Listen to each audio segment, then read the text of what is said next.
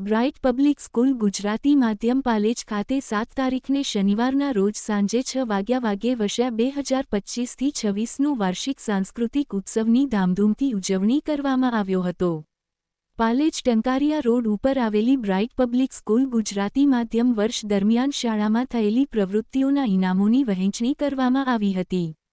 સાથે શાળાના શિક્ષકોને એમની મહેનતની કદર કરતા ડાયમંડ ટ્રોફી વડે સન્માનિત કરવામાં હતા અને રંગારંગ સાંસ્કૃતિક કાર્યક્રમો રજૂ કરવામાં આવ્યા, જેમાં કે.જી. ના વિદ્યાર્થીઓથી ધોરણ 8 સુધીના તમામ વિદ્યાર્થીઓએ સ્ટેજ પર પરફોર્મ કર્યું હતું. દરેક કાર્યક્રમમાં અલગ મેસેજ રજૂ કરવામાં આવ્યા હતા.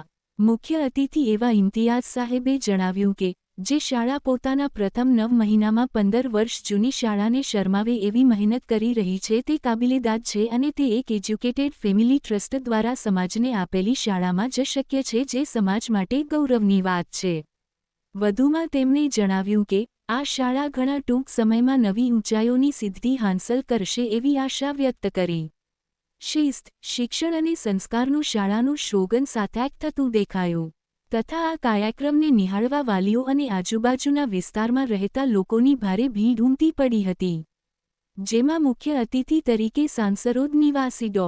ઇમ્તિયાઝ સાહેબ ઘાંચી અને અતિથિ વિશેષ તરીકે સલીમખાન અલીખાન પઠાણ સાહેબ અને જગદિયાથી પધારેલા મહેમાન અનંતપ્રસાદ રજવાડી સાહેબ, બિંદુબેન રજવાડી અને અન્ય મહેમાન તરીકે પાલેજ ગામના સરપંચ શબ્બીરભાઈ પઠાણ અને શરીફભાઈ પઠાણ હાજર રહ્યા હતા.